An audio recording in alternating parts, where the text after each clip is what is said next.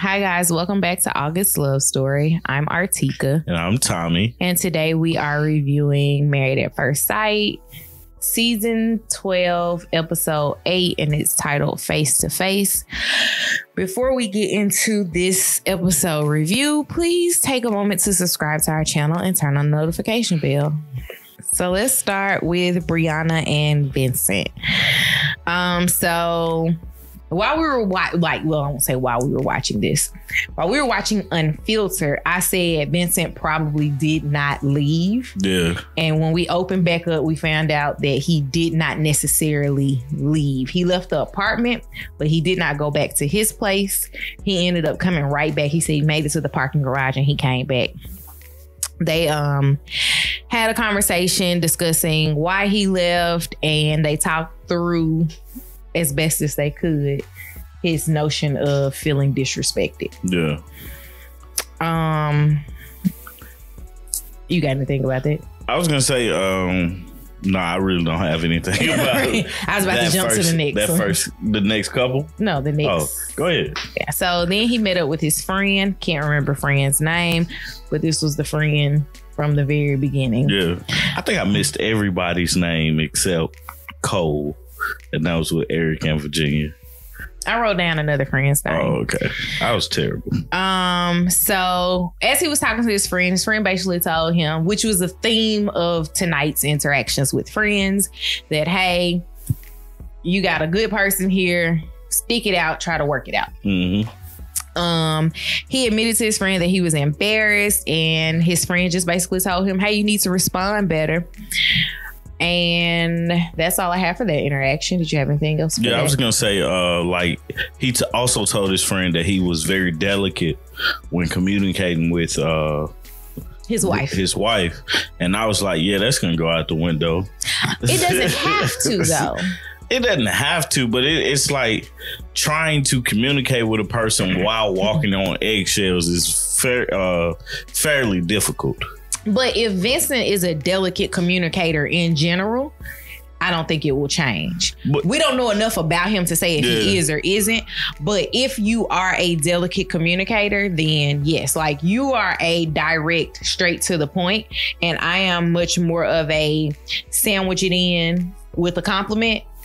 Like, you're so great at this, but let me tell you where you had me messed up. And then wrap it up with something else really nice. Yeah. Like, I am more of that person. Like, I find a way to delicately say things to people. You do not. Yeah. I also wanted to say that I appreciated his friend coming in and telling him, hey, don't mess this up. Right. You're overreacting to things that you shouldn't be overreacting to. Mm-hmm. Like something that literally could be a simple conversation. Like, let's just discuss it. Let's get through this discussion.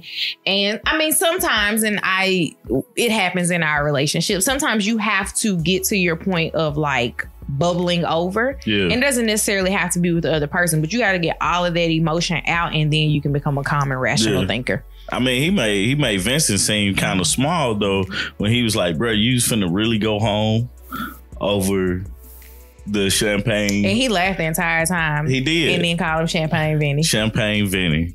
I mean, we knew he had texted him about that conversation. Yeah. At that point. You got anything else for that? No. All right. So last thing that I wrote down was that instead of having friends come over, they decided to have family come by because Brianna had not yet met Vincent's mother and brother because they were not able to come to the wedding. Yeah.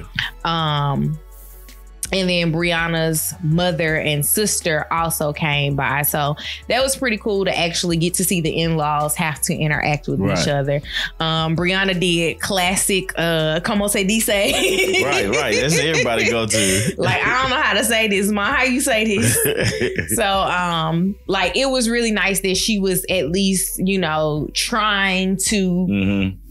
I won't say break down the language barrier because it's going to be a while to break that down. But like trying to at least get over that hurdle of the language barrier, and then, telling mom that they're going to go to Europe together. Yeah. And I'm like, that's cool. I want to go to Europe. Can y'all take me too?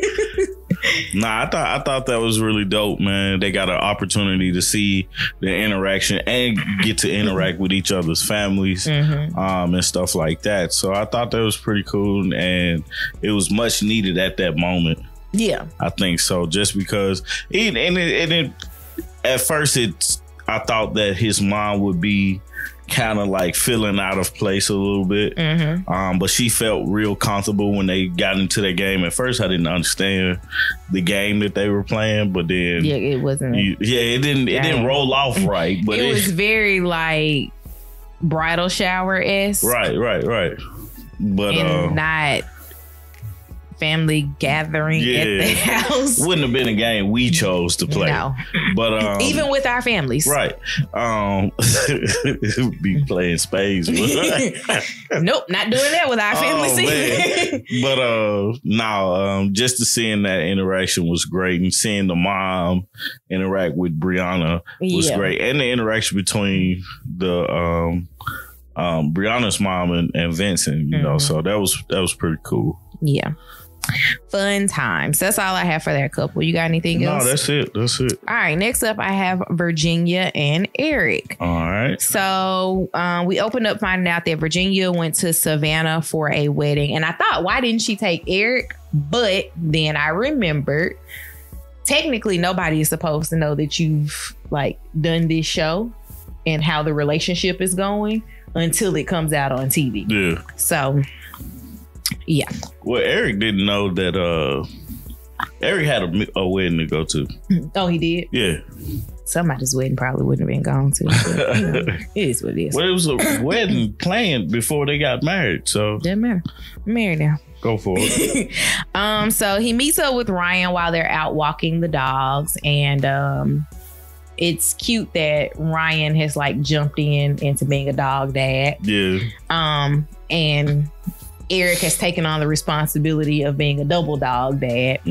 So they were out walking the dogs and, you know, talking about that. The next thing that I wrote down was that he met up with one of his friends. Don't know friend's name. Didn't catch his name. And they discussed Virginia's need for independence and Eric's disdain for it. Essentially, his friend told him to fall back. I don't know if like falling back is the appropriate action to take. I don't think that Eric, and maybe it's not because he's explaining it correctly, but being a married person, I understand the intent behind what he's trying to say, which is essentially, let me know you're not dead. Yeah. Virginia's taking it as him being controlling, and it makes me wonder how her other relationships have worked out in that regard. Well, I feel like Eric is presenting it as being controlling, because he's always taking the approach. It's just, like, I heard 3 people say it already, including myself.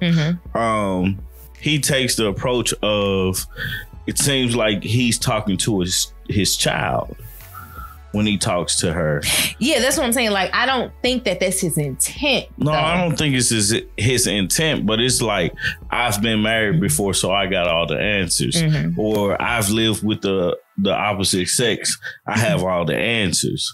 Like, you have a point on certain things, like her sleeping over her guy friend's house. No, that's a negative. Right. You know what I'm saying? For sure, that's a negative. I think that Pastor Cal last episode articulated it better. Yeah. Like the intention behind what he was saying, much better than Eric did. I think that Eric just needs a better way to explain what he's trying to say. Some of it is a bit like, I know more than you, but other parts of it are literally just like, come on now, Virginia. Yeah. Chill out. Right. He still wants her to ask for permission. Yeah. Like, he's not presenting that argument right at all. No, because he does want her to ask for permission. Now, and that one, I absolutely agree that he is trying to be the dominant person in the marriage, and he wants her to ask for his permission to do things. And she's very like, no, I'm an adult. I'm not asking you for anything. And it's kind of like, and we talk to other married couples about this. Like, we don't ask for permission, but we state our intentions in a question. We definitely discuss. Yeah, but I'm saying we state our intentions in a question. Like, I've already decided I'm going somewhere Friday. You cool? Right. So it's not really a discussion per se. It's more so of a let me let you know this. Because if I don't show up at home and I come home every day at 4:00 and then on Friday it's 6:30, you haven't heard from me and I haven't texted you and I haven't said anything, what am I to think? Yeah, right. So that's where ours comes from. And that's where I think most people's comes from. I think that's what Eric wants, but it's like the way he's presented, again, goes to I'm talking to a immature child and I'm grown. That's what the way he presents it. And I'm like, you just have to come at it differently, man. Because his friend, even his friend was like, you can't try to change her. Right. Because she's already who she is. You know, basically. One thing that bothered me about that conversation, Eric has brought up the end of their relationship from the beginning of the season at least 2 or 3 times. Yeah. And I feel like with people making that ultimatum, or if they do this, then that's it for us, is being unfair to the relationship just because you putting a end in sight. Like, you never know what you can work through if you never been presented in that relation, in that argument. Also looking at things from the I've been married before guys. These are things that I'm not going to deal with. Right. I don't know. It's kind of hard in that regard to deal with Eric on those types of things because I don't want you 2 weeks into our relationship talking about a divorce. Right. I just don't see the point in that. We talk about, and granted, they didn't get married in a traditional sense, but we talk about a divorce as an option during premarital counseling, possibly when working on a prenuptial agreement. After that, the next time we talk about divorce, we should be getting ready to divorce. Right. Like, there's no lingering that over my head or saying, you know, I could just divorce. I don't do that. Yeah. Not gonna work for me. Let's see. So Virginia comes back home. They try to pick up this conversation about independence and asking. Nothing's changed, which obviously nothing was going to change. I think Eric's mama might need to step in and explain to Eric why he wrong. I'm honestly not sure if that will help. Well, his mama has lived that life. That's the one that want to get the babies and stuff, right? Yeah, I don't know if that'll help. Or at least explain it from a woman's point of view. Yeah. And I'm only saying his mom because that's a woman you know he'll listen to. Yeah, it's his mom. Maybe a sister or cousin or something. I don't know. So they have their friends come by. She has her 2 guy friends come by, which it was very interesting that these were the friends that she chose, but they weren't at the wedding. Right. I don't know. That's weird. Like, the friends that I chose would have been at the You can only have 25 people at the wedding, and if these are my closest friends, they would have trumped the girls. Right. So Virginia has a real drinking problem. Yes, that was my next thing. I was like, she talked about excessive shot taking. So she says that her girlfriends have made her agree that she won't ask them to take more than 3 shots. So she started just taking her shots alone. And I'm like, girl, why? Like, at what point do you stop? The last time I took a shot was 2 days before I got married. And not because I have anything against shots, but it's just like, just pour me a drink. Yeah. Let me get a drink and then I may come back and get another one. But yeah, I'm going to come back and get another one. Let's just not even pretend with that. But like, I guess it's not fun for me to get so drunk that I pass out. And that's what she talks about. Like, that's the fun part of it. It's like, we got so drunk, I got a hangover. And it's like, it's almost like she's trying to prove something with drinking. Because, you know, some people be like, well, I'm going to take some shots. And they just keep taking shots, but they're trying to prove that they can take it. Like, I have nothing to prove when it comes to drinking. Like if somebody be like, man, pour up, man, pour up. Like, man, I know how I drink. You know what I'm saying? I know how I like my drink. So I drink for me and not to be the life of the party. So I feel like that's what she's still doing, is trying to drink for everybody. Yes, she's drinking to be sociable with everyone else, but everybody else is like, no, I don't really need to drink like that. Right, I have my own lane of drinking and that's where I stick to. So I put her guys go outside and talk. Her guys being Eric and Cole. Yeah. That's the only name I got is Cole. I did write down that I wrote down Cole's name specifically, and they kind of talk through Eric's preconceived notions of Virginia's guy friends, and they agreed that everything has to be cool. I don't think anything has been resolved for Eric as far as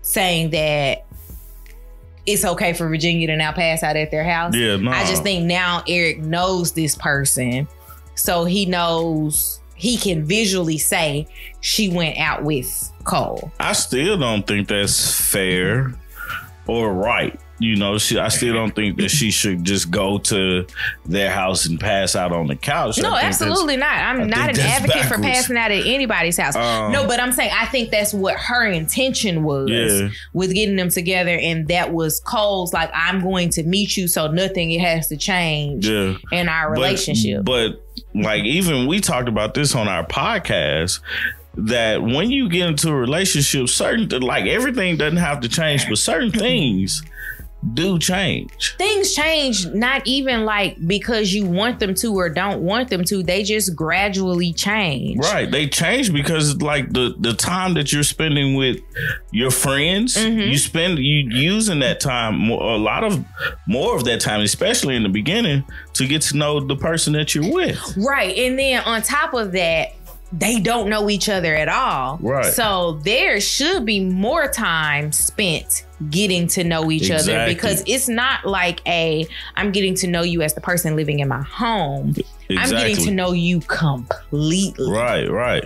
It's like it's a matter of I'm in this relationship right now, and so this is where my focus is. Hey, these are my friends. This is who I hang out with, but we're hanging. And from that point on, the relationship changes with those friends. You're still friends with these people, but now these people understand, or your friends, I don't want to say these people, but your friends understand that you're in a relationship and you love or like that person, or you're getting to like that person. And or just simply, I'm married to this person. Right. Just simply you're married. For 4 weeks, right. 8 weeks, the rest of our lives. Like, you just don't know at this point. But specifically, you have to understand that I am married to this person. Right. I'll just say Virginia has a lot of growing up to do. Oh, for sure. And I guess I would say Eric has a lot of, I don't know what you call the reverse of growing up, but he has a lot. He needs to lighten up. Well, yeah, lighten up. That's it. He needs to lighten up a little bit, man. Kind of meet her in the middle. All right. This was our least talked about couple last week. Ooh. Probably twice again this week. Clara and Ryan. Oh, okay. Yeah. So. And that's it. The only things that I really wrote for them was that we didn't see a lot of interaction with Clara and Ryan prior to the girls and the guys meeting up. During the girls' conversation, Clara basically invited the couples over to her housewarming because she said that her friends canceled because they got sick, probably tested inconclusive or something for the vid, or positive for the vid. And then she talked about Ryan and the Jell-O shot. Like, apparently they had gone out with her friends for a birthday party. Her friends kept offering him Jell-O shots. He was like, no. And she felt a way about him saying no. And so did her friends. They just got to get over that. Which his argument was he didn't know them, so he wasn't comfortable drinking with them. Right. And I mean, and that's okay. I wonder how it would have been presented if he wasn't a drinker. Right. Like, would people have been upset with him about that? Because there are times that we've gone out and one or both of us has been like, no, we're not drinking. Right. Not for any reason other than I don't want to drink today. Mm-hmm. Yeah. I don't think what Clara is starting to miss and what Ryan is missing, Clara wants him to be as outgoing and fun loving that she is, and if he's not doing the same thing that she's doing, then he's being a buzzkill. Yeah, because like you were saying, she looked so happy when they were at the housewarming and she was in the kitchen and she was pouring everybody shots of tequila. Like she looked like she was in her element. Like you get a shot, everybody's having fun. I'm the life of the party, but you guys get to be the party. Like she was in her element. And I mean, he loosened up a little bit there, but I think it was also because the other people present were castmates, not necessarily people he did not know. These are people that he was at least semi-familiar with. Right. And his friends. And his friends were there. I can't really remember much of the conversation with his friend. Yeah, what his friend was telling him, and of course I didn't catch his friend's name. What his friend was telling him though was he needs to, like, hopefully Clara brings some spontaneity, whatever. Hopefully that she brings that out. Because he's so calculated, hopefully she would make him not so calculated. You know, Clara is sexually frustrated within she this. Mentions that. The whole time I was thinking that she was saying that, I was thinking, have she talked to him about that? I don't know. And how do you present that to him? Because she knows she can't get any further with him until he's completely comfortable. Which is usually the exact opposite. Usually it is.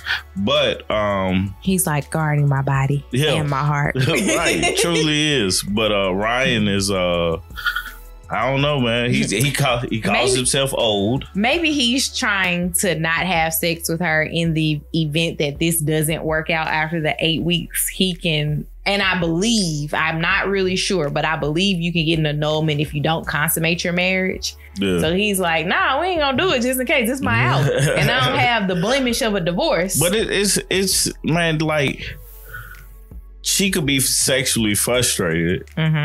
And, you know, and he's just like, I'm trying to really get to know her. But that's a conversation to have. I don't want to plug our podcast again, but that's essentially what we talked about on our podcast. What, the cheating episode? Yeah, the cheating episode yesterday. So, I don't know, man. They it's not a lot to say about them, but I mean, Ryan needs to open up and allow Clara to be a part and kind of like integrate themselves into each other's lives. Yeah. And I'm curious to see how it works out. All right. Next up, Chris and Paige. So Chris goes and meets with his pastor and another friend. What was his name? Mikael. That's what it was? Mikael. Mikel. Oh, okay. I didn't write that down. I wrote down pastor's name, Pastor Dwight. Yeah. Excuse me. So he explained that he wanted a divorce, and the pastor seems to have a bit of a smirk on his face during the divorce conversation until we got to the part about sex and the baby. Yeah. I think he was just like, bro, you tripping on the divorce part. But then he was like, you had sex with her and you got a baby on the way. Like, that's when it became real for him. His pastor basically told him that he needs to learn commitment. Yeah. And he does. I hadn't thought about it in those terms, obviously, because I'm trying not to think about Chris. Right. In general. But he said he's had 2 failed engagements, and now he also has a failed marriage and a failed relationship with the mother of his child. You need to learn, because you need to commit to somebody other than yourself. Yeah. Because he's just flip-flopping, looking for somebody to want him, and it's not working out. The pastor also called him immature and selfish because he said he was trying to leave. And at that point, Chris didn't want to hear anything that anybody had to say anymore, which we also see as a trend later on in this episode. Yeah. I did notice that I wonder if Paige's family just like didn't sign waivers after their filming scenes, because we haven't seen Paige's family since the wedding. Paige probably told them, don't worry about it. No, but remember, like, they didn't show up to lunch the day after the wedding. Oh, they haven't been there since the wedding. That was literally the last time that we've seen her family. Which at this point, yeah, absolutely don't worry about it. Won't have anything to talk about. But his friends keep showing up. So Chris calls Paige and has a conversation with her saying that he wanted to clear the air between her and the ex.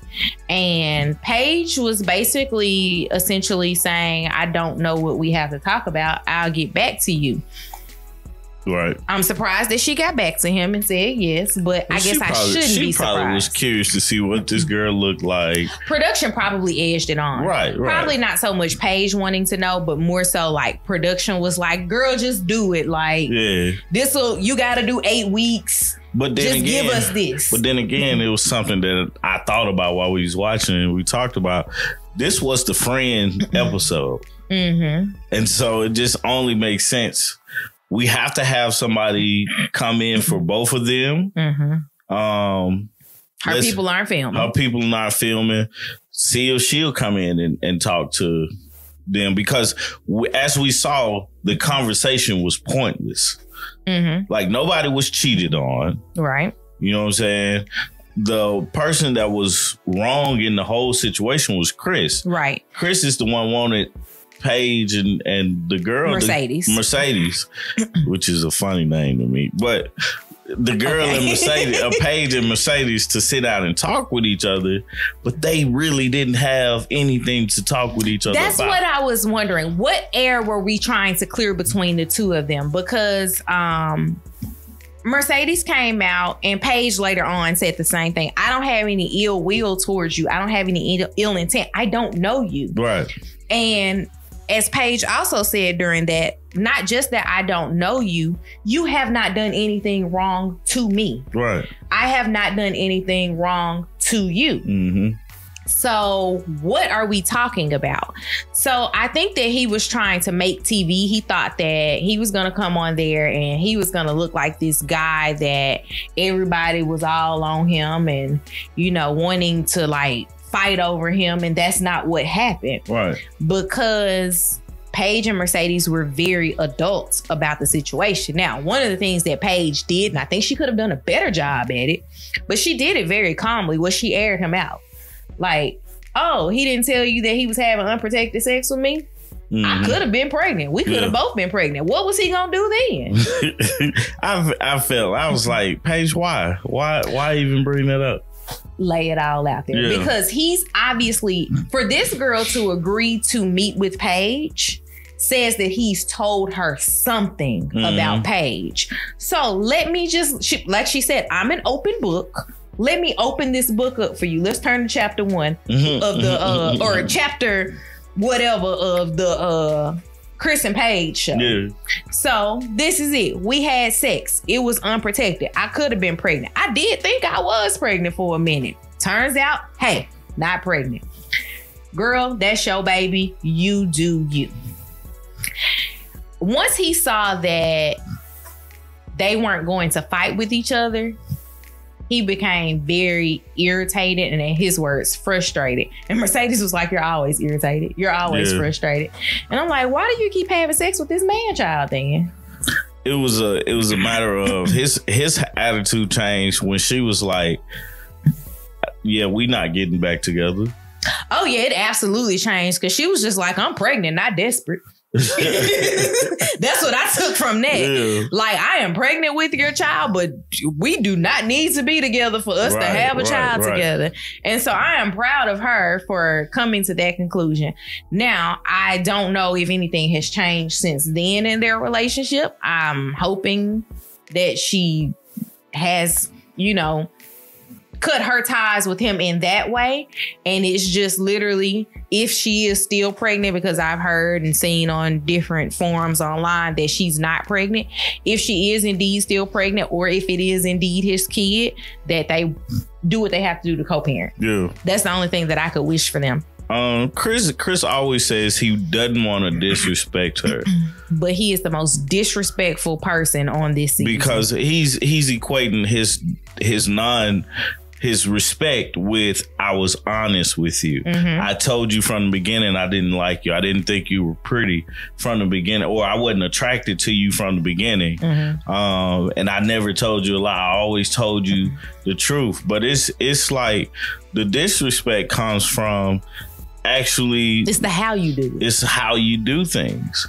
Like telling this girl, like, it's certain things you can keep to yourself. Saying that I'm not attractive and then continuing to have sex with me. It's blatant disrespect. And then, that's disrespectful. Then coming up here, like what he said, whispering in her ear last week. Oh yeah, because she brought that up to old girl too. Yeah, and it's like you saying one thing and then you doing another thing. You want to get a divorce, which leads me to ask still, like mentally, like are they there all the way? Who is they? Paige and Chris. Because for Paige to be like, at this point, we saw a different Paige this episode, but for Paige to be like, still like, oh, I was gonna work it out and blase this and blase it, like, Paige, just let that go. Right. Say that you dodged the bullet and keep pushing. Paige and Mercedes both, I saw through God in the situation. Because I can't remember what Mercedes' sentence was at the ending of the interaction, but she said something about God bringing us to this. And I'm like, y'all gotta stop. Yeah. Y'all have to stop. I think that was a play on that, Chris was a ordained preacher before, but the money. That ain't God. Yeah. Like, I think that's just a play on their thing, And stop having sex with the pastor then. Because can we talk about that? No, we're not.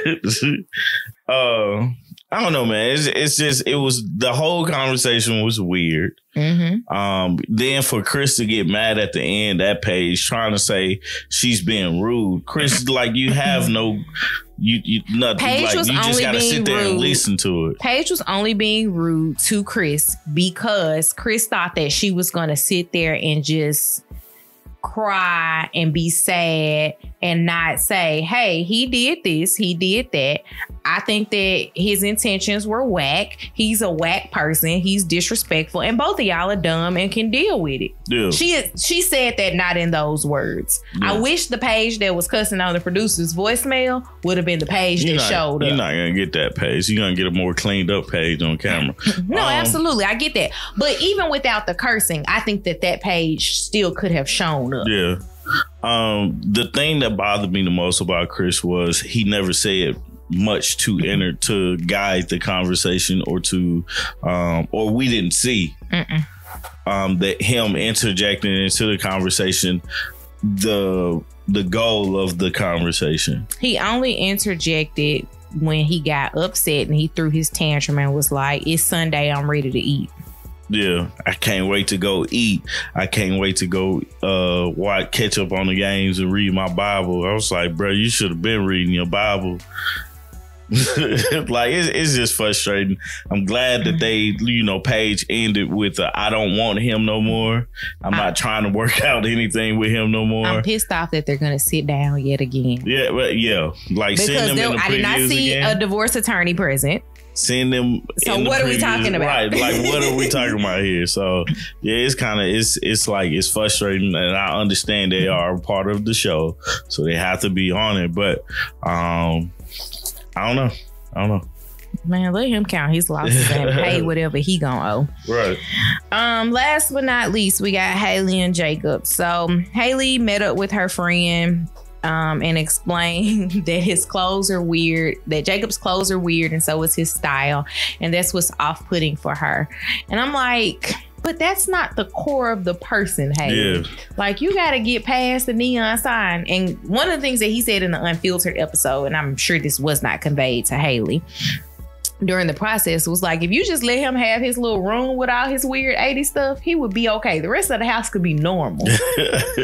And, you know, it is what it is on that part. Yeah. But her friend basically told her she needs to suck it up and work on it with him. Both of their friends come over and they had a conversation about Jacob's past relationships, and he kept calling the girls that he had dealt with, or women he had dealt with in the past, special disasters. And her friend Lauren, which, another friend name, I remember her name. Oh, yeah. Lauren said a lot of times when people say that it's not me, it was my ex, you really were the problem. Yeah. So you might need to reevaluate yourself if every ex that you had was a special disaster. Yeah, they were the problem. That means something that you're doing. Right, because we all have people in our past that were problems. And then some of the people in our past, we were the problem. Mm. We just have to learn how to admit to that. And he's going to have to learn to admit to that. He took a break in the kitchen with Lauren and the other friend whose name I don't remember. And basically they said that they had never known Haley to be in a relationship, and they've known her since freshman year of college. One of them. And she's like, what, 30 now? No. Haley's 28. 28. Oh, yeah, because he asked her what was she doing at 28 when they were on the couch. So she's 28. Freshman year of college, you're 18. So that's 10 years, and she's never known her to be in a relationship. So it's kind of hard to say how your friend functions in relationships if you've never seen them in a relationship. Right. I think that that's going to have to be some of the giving that Haley's going to have to do, is learning how to be in a relationship. Because if you haven't had one in a decade, right, it's an adjustment that you got to make. It's a tough adjustment. And when Haley was sitting down talking to his friends essentially said that he doesn't have a clue about indirect things. You have to be very direct with him. He does not do things in general. He doesn't see the vague like comparisons or like the little things in the air that could link these two things together. Like, you have to say, hey, it's right here. Yeah. You see it? Because he doesn't see that. So Haley said she's going to work on being more direct. And he said that he was going to work on whatever he said he was going to work on. Yeah. I don't remember. So after the friends were gone and they cleaned up everything from that interaction, Haley told him that she was going to go up to Clara and Ryan's apartment, and she asked him, did he want to have a drink with her? And he said no. And she was like, oh, you're going to make me drink on my own? And I was like, there's our try. Yeah, right. She's giving the old college try. She's giving him a try. Like, she's giving it a chance, and she's trying to make it blossom. And he obliged her by having a talk with her over beer. And they kind of did a what were you doing at 28 thing for them to get to know each other. Like, we learned that he flipped a house. Yeah. And things didn't work out the way that he thought they were going to work out because of the 2008 market crash. Didn't work out the way anybody thought it was going to work out. Right. Like, we're living proof of that one. Mm-hmm. What else? I can't think of what else they talked about. Yeah, they talked like him being a natural bodybuilder and stuff like that. It's keeping his pink thong. Yeah. It's a lot of stuff that we find out about Jake that happens in normal conversations. Mm-hmm.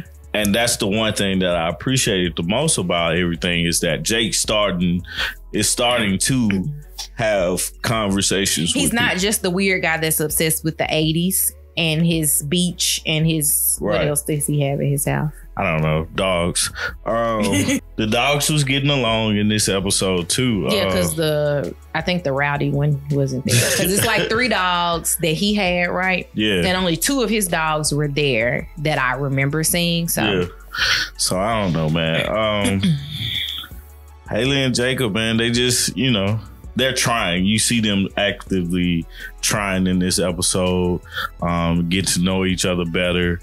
and stuff like that. I think they're taking heed to what their friends are telling them and everything like that. So hopefully, you know, we never know. There may be hope for Jacob and Haley. Let's pray. You got anything else for any of the couples? No, that's it, man. All right. You guys, please comment down below. Let us know what you thought about tonight's or yesterday's, because it's gonna come out Thursday. Yesterday's episode. Y'all don't have to tell me how tired y'all are, Paige and Chris. I am equally as tired. I didn't watch like 2 people's reviews this week because I was like, I don't have the energy to give to Chris and Paige. What do you guys think about Haley and Jacob? Is the tide turning for them? Do y'all think Ryan's gonna give up the booty? And will Virginia have an episode where she doesn't talk about drinking? No, that's not gonna happen. And who else? What's the other couple? Brianna and Vincent. I think they straight. I think they'll get past it. Like, I don't know what we could ask about them. Yeah. Will Champagne Vinny strike again? All right, guys, please comment down below in the comment section. Let us know what you thought about the episode. Subscribe to our channel. Turn on the notification bell. Like the video. We finally hit 1,000 subscribers. Yep. Woo. And also, Sunday nights, 7 p.m. Eastern Standard Time, we will be on Little Black Book 91's page talking about Married at First Sight. Yeah. Hopefully we don't spend too much time talking about the Chris and Paige show. You got anything else? No, that's it. All right. Thanks for listening. Bye. Peace.